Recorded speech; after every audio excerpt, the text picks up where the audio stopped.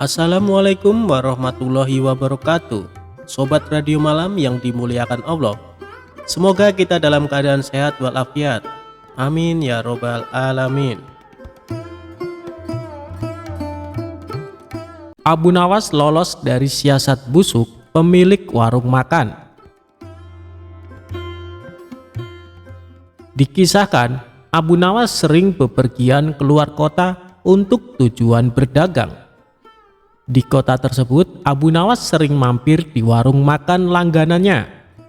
Suatu ketika, Abu Nawas baru saja tiba di kota itu dan seperti biasanya mampir di warung makan langganannya itu.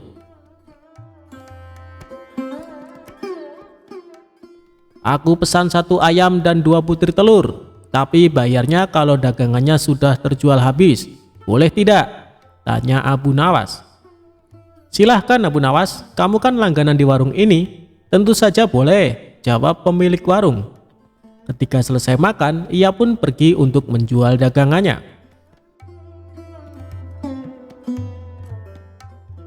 Setelah 3 bulan berlalu, dagangan Abu Nawas pun habis.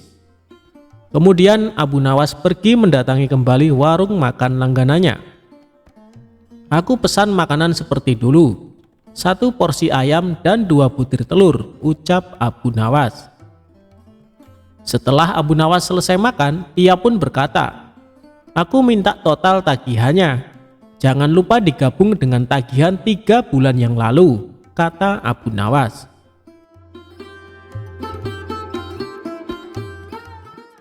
Si pemilik warung menghitung tagihannya dan memberikan secari kertas. Ini total tagihannya, cukup 200 dirham saja, kata si pemilik warung. Apa? 200 dirham? Hanya untuk 2 porsi ayam dan 4 butir telur, kamu mau memerasku? Tanya Abu Nawas emosi. Harga ini sudah cukup murah, coba kau pikir, ayam yang kau makan sejak 3 bulan lalu, jika setiap harinya dia bertelur, maka akan menghasilkan ayam-ayam yang banyak. Dan jika dijual akan menghasilkan ribuan dirham. Tapi aku hanya menyuruhmu membayar 200 dirham saja, kata si pemilik warung. Ini tidak adil, hanya akal-akalanmu saja, kata Abu Nawas. Mereka berdebat tanpa hasil dan memutuskan untuk menghadap Tuan Hakim.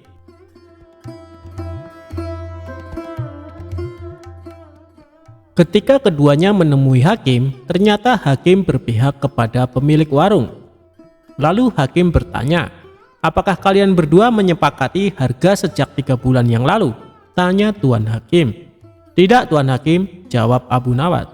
Kalau begitu ayam yang kamu makan kemungkinannya bisa menghasilkan ratusan ayam dan telur, tutur Tuan Hakim. Ya itu mungkin saja, tapi kalau ayamnya hidup, sedangkan ayam yang aku makan sudah mati dan dimasak, balas Abu Nawas.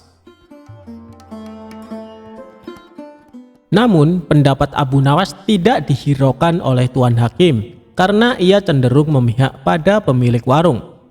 Aku minta kasus ini ditangguhkan sampai besok pagi karena waktu sudah menjelang sore, pinta Abu Nawas. Permintaan Abu Nawas pun dikabulkan Tuan Hakim. Seharian Abu Nawas memikirkan cara agar bisa memenangkan kasusnya. Pada esok harinya, berangkatlah Abu Nawas menuju tuan rumah hakim. Setibanya di sana, ternyata si pemilik warung sudah datang lebih awal. Kenapa kau terlambat dan membuat mereka menunggu? Tanya Tuan Hakim. Maaf Tuan Hakim, tadi ada tamu bisnis. Ia minta biji gandum untuk ditanam. Terpaksa aku harus merebusnya dahulu. Dan setelah matang aku berikan kepadanya untuk ditanam. Itulah yang membuatku datang terlambat, kata Abu Nawas. Mendengar itu, Tuan Hakim dan pemilik warung menertawakan Abu Nawas. Lalu dengan nada mengejek, si pemilik warung berkata kepada Abu Nawas, luar biasa, aku baru dengar ada biji gandum yang sudah direbus ditanam dan kemudian bisa tumbuh. Tuan Hakim dan pengacara tertawa terpingkal-pingkal. Setelah tawa mereka mereda, Abu Nawas berkata, itu memang aneh. Tapi kenapa kalian tidak tertawa ketika ada ayam yang sudah dimasak dapat bertelur dan berkembang biak, lalu dipatok harga sebesar 200 dirham? kata Abu Nawas. Spontan Tuan Hakim dan pemilik warung terdiam, tak sepatah kata pun keluar dari mulut mereka. "Kenapa kalian terdiam? Apa harus aku yang tertawa?" tanya Abu Nawas. Wajah mereka berdua langsung pucat dan setelah terdiam agak lama, Abu Nawas pun keluar. Dan akhirnya Abu Nawas dapat lolos dari siasat licik si pemilik warung.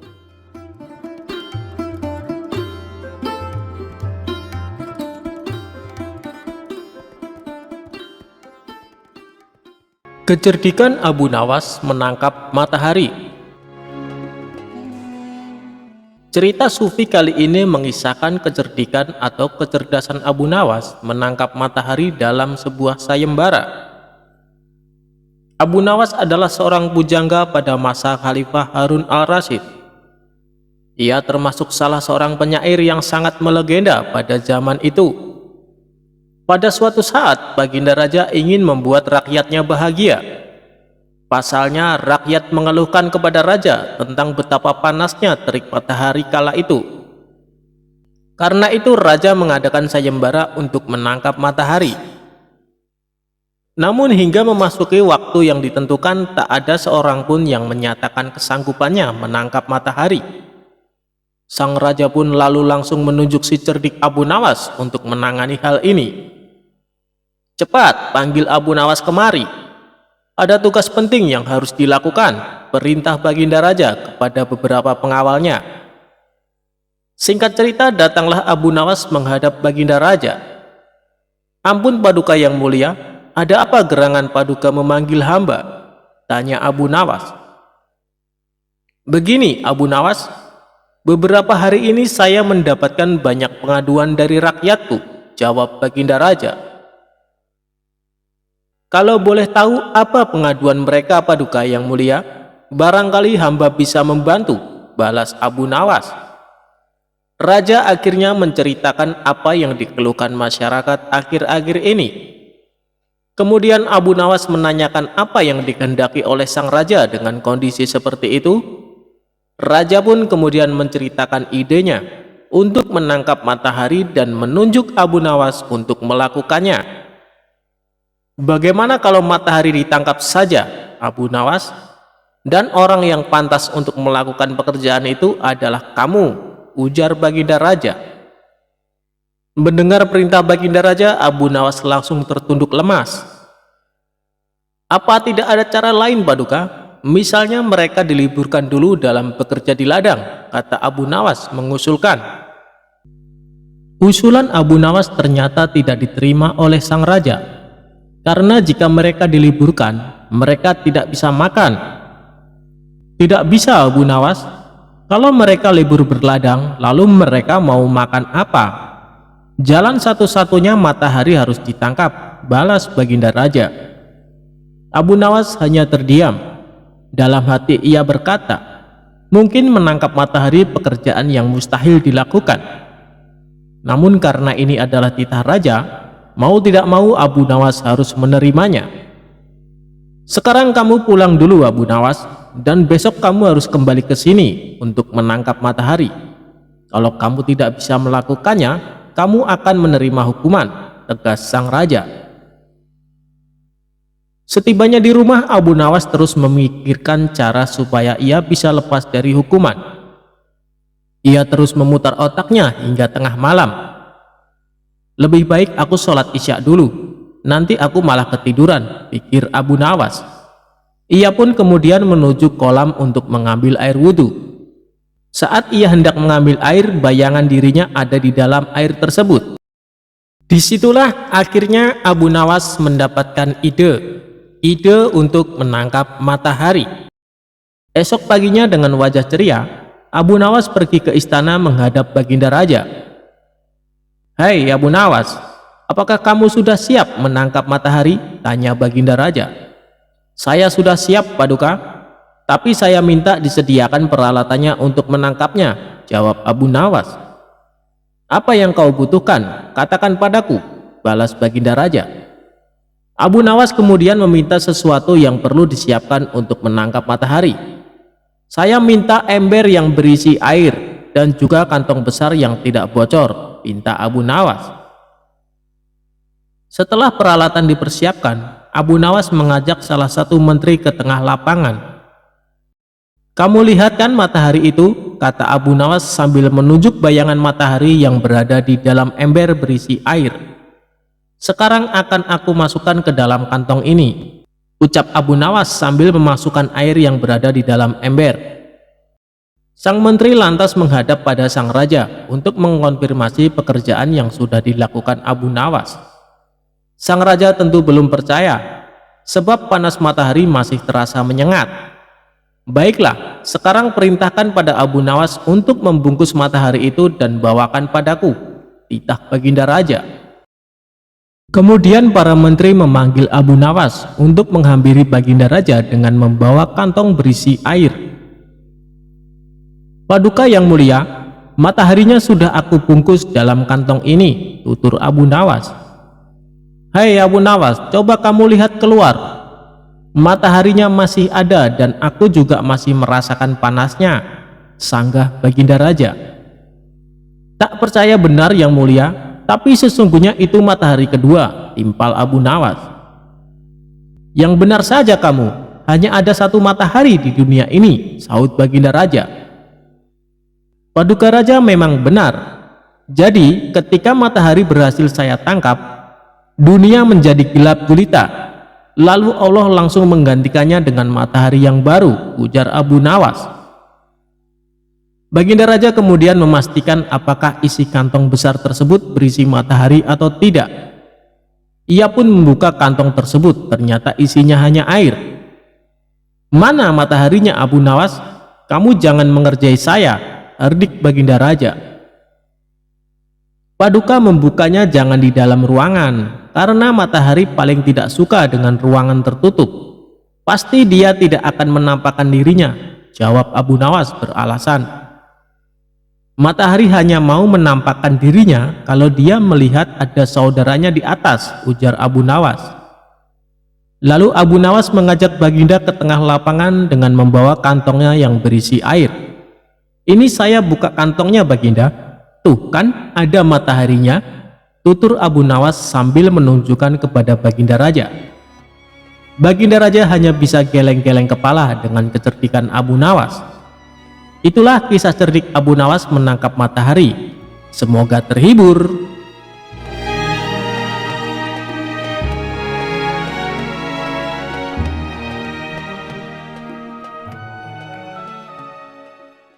Kisah Abu Nawas tipu dibalas dengan tipu.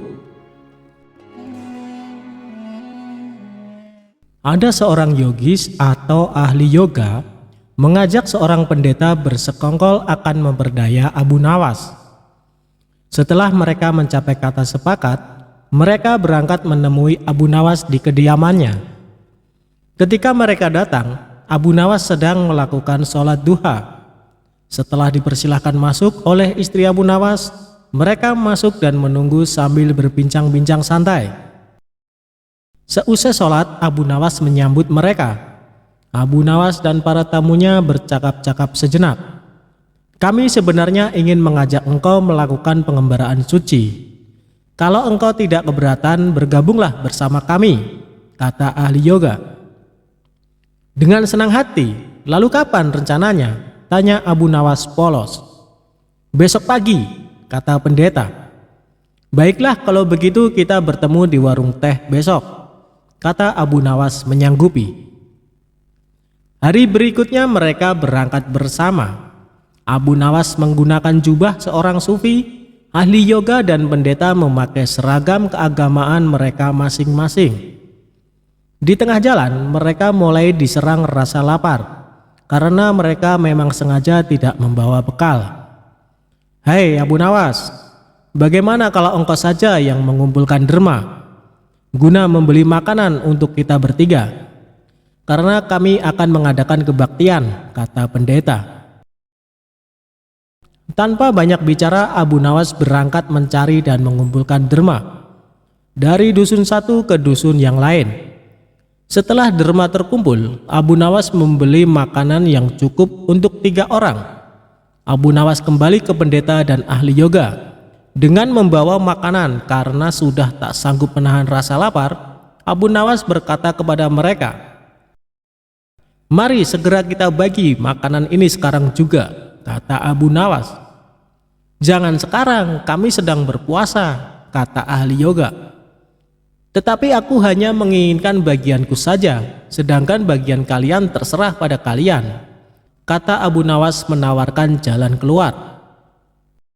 "Aku tidak setuju, kita harus seiring seirama dalam berbuat apapun," kata pendeta. "Betul, aku pun tidak setuju karena waktu makanku besok pagi. Besok pagi aku baru akan berbuka," kata ahli yoga. "Bukankah aku yang engkau jadikan alat pencari derma? Dan derma itu sekarang telah kutukarkan dengan makanan ini. Sekarang kalian tidak mengizinkan aku mengambil bagian sendiri. Itu tidak masuk akal," kata Abu Nawas mulai merasa jengkel. Namun begitu pendeta dan ahli yoga tetap bersikeras tidak mengizinkan. Abu Nawas mengambil bagian yang menjadi haknya. Abu Nawas penasaran, ia mencoba sekali lagi meyakinkan kawan-kawannya agar mengizinkan ia memakan bagiannya. Tetapi mereka tetap saja menolak. Abu Nawas benar-benar merasa jengkel dan marah. Namun Abu Nawas tidak memperlihatkan sedikitpun kejengkelan dan kemarahannya. "Bagaimana kalau kita mengadakan perjanjian?" kata pendeta kepada Abu Nawas. "Perjanjian apa?"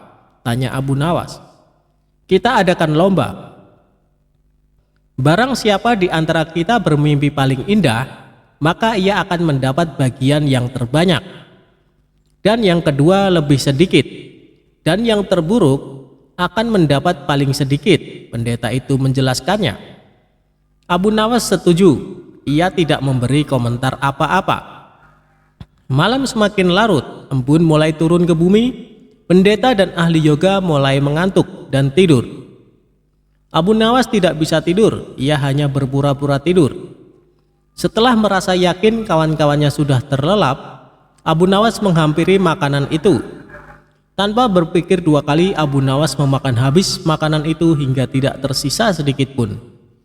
Setelah merasa kekenyangan, Abu Nawas baru bisa tidur. Keesokan hari mereka bangun hampir bersamaan. Ahli yoga dengan wajah berseri-seri mulai bercerita, "Tadi malam aku bermimpi memasuki sebuah taman yang mirip sekali dengan nirvana. Aku merasakan kenikmatan yang belum pernah kurasakan sebelumnya dalam hidup ini," kata ahli yoga. Pendeta mengatakan bahwa mimpi ahli yoga benar-benar menakjubkan. Betul-betul luar biasa. Kemudian giliran pendeta menceritakan mimpinya. "Aku seolah-olah menembus ruang dan waktu, dan ternyata memang benar.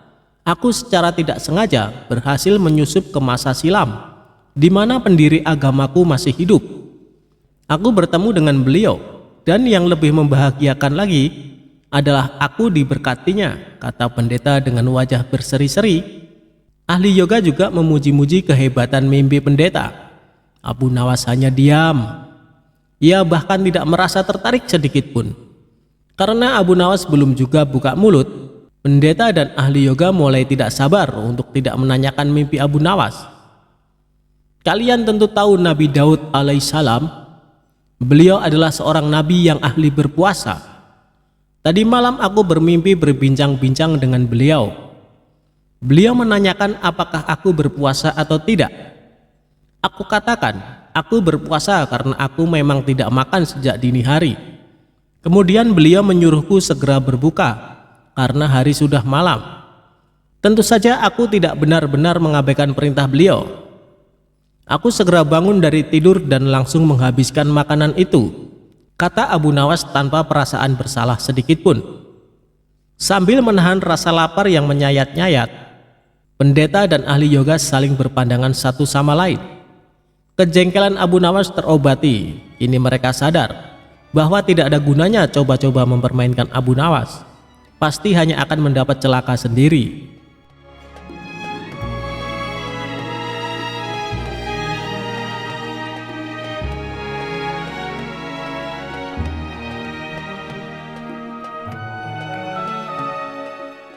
Kisah ketika Abu Nawas mau terbang hingga menggegerkan penduduk kota.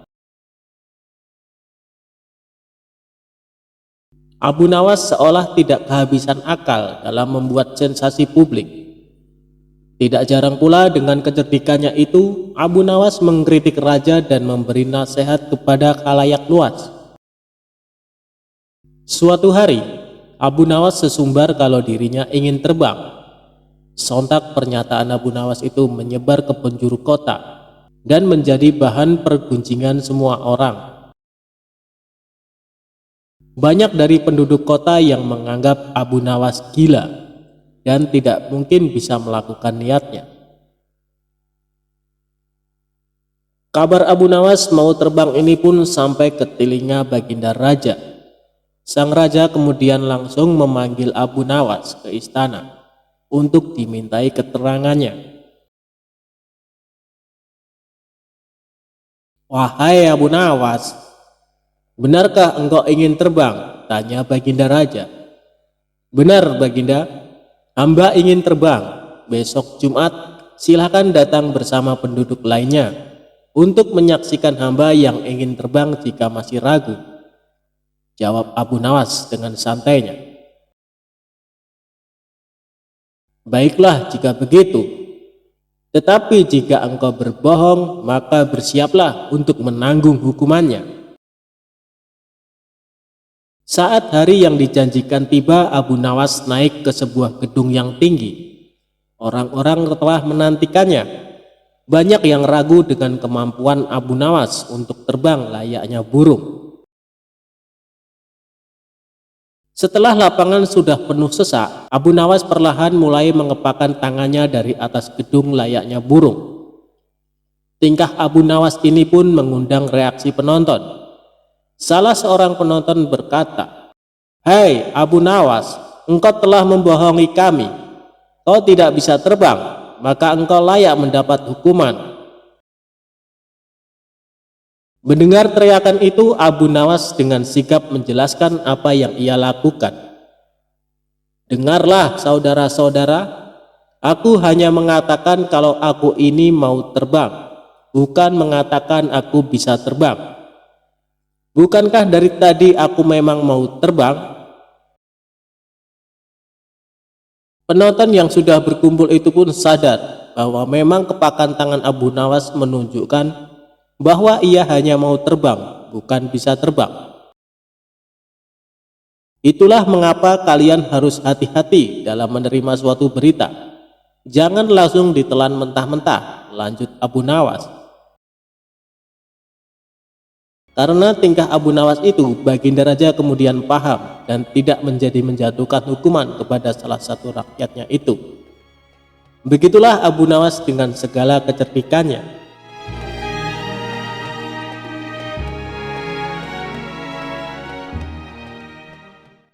Pada suatu hari, Abu Nawas dengan santai menyisir jalanan kota. Ia mendapatkan perintah dari Raja Harun ar-Rasyid untuk memantau keadaan rakyatnya. Tiba-tiba, langkahnya terhenti tepat di lapangan yang tengah penuh dengan kerumunan warga. Abu Nawas penasaran dengan apa yang terjadi di sana. Ternyata, di lapangan itu tengah ada pertunjukan monyet ajaib.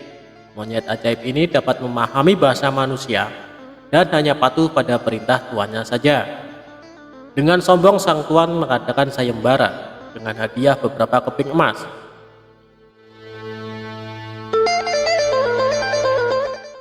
Barang siapa yang mampu membuat monyet miliknya mengangguk-angguk, maka ia berhak mendapatkan hadiahnya.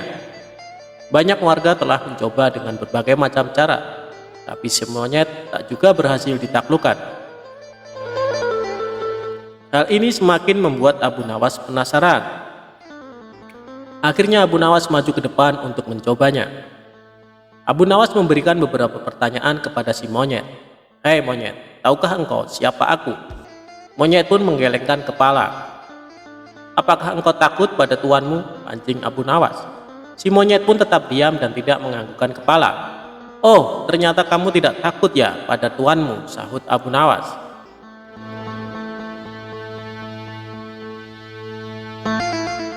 Kemudian Abu Nawas mengancam si monyet. "Hei monyet, apabila kau tetap diam, maka aku akan melaporkanmu kepada tuanmu kalau kamu tidak takut padanya." dan pasti dia akan marah memberikan hukuman. Si monyet pun mulai ragu, dan akhirnya dengan spontan si monyet mengangguk-anggukkan kepalanya karena takut pada tuannya. Penonton pun bersorak girang karena Abu Nawas berhasil membuat si monyet menganggukkan kepalanya. Si pemilik monyet sangat marah dan memukuli monyetnya dengan kayu karena merasa malu. Kisah Abu Nawas dikabarkan mati.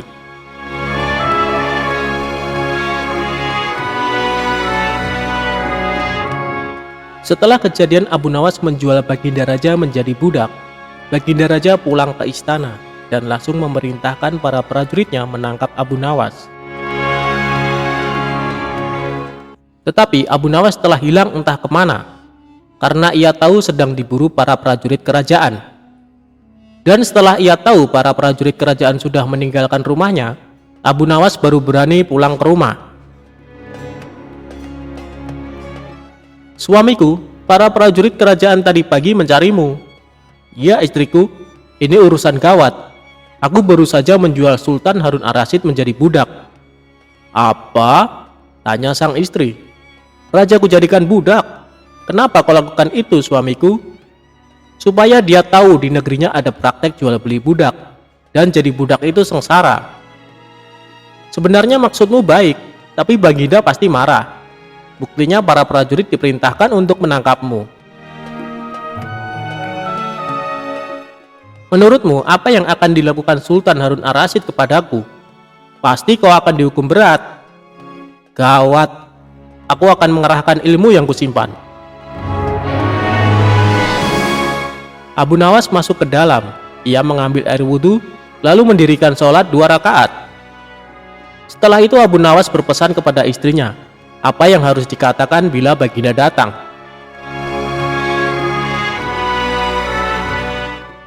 Tidak berapa lama kemudian tetangga Abu Nawas geger karena istri Abu Nawas menjerit-jerit. "Ada apa ini?" tanya tetangga Abu Nawas sambil tergopoh-gopoh.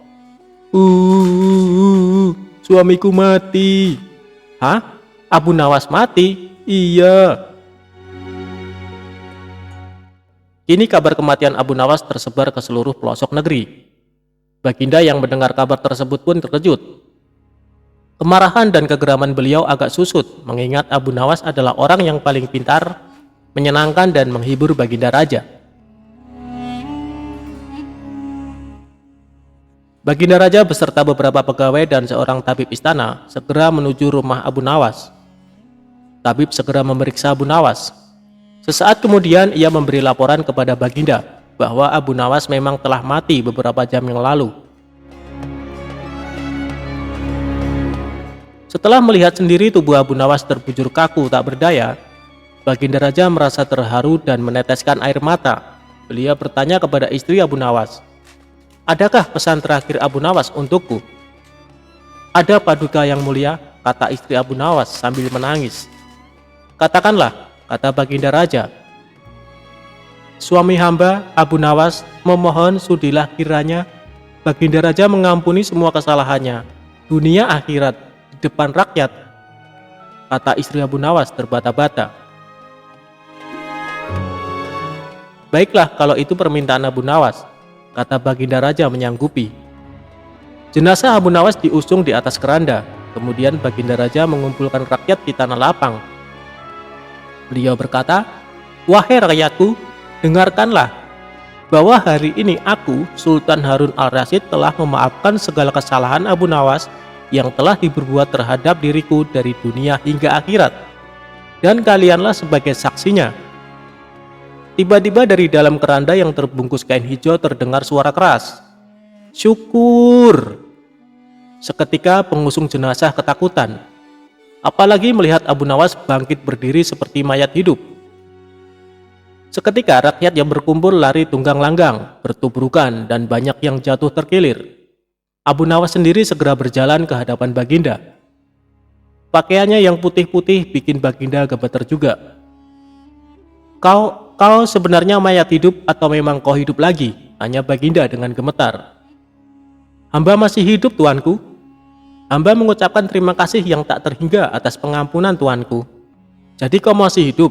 "Iya Baginda." "Segar bugar? Buktinya?" Kini hamba merasa lapar dan ingin segera pulang. Kurang ajar, ilmu apa yang kau pakai Abu Nawas? Ilmu dari Maha Guru Sufi, guru hamba yang sudah meninggal dunia. Ajarkan ilmu itu kepadaku. Tidak mungkin Baginda, hanya guru hamba yang mampu melakukannya. Hamba tidak bisa mengajarkannya sendiri. Dasar pelit, Baginda menggerutu kecewa.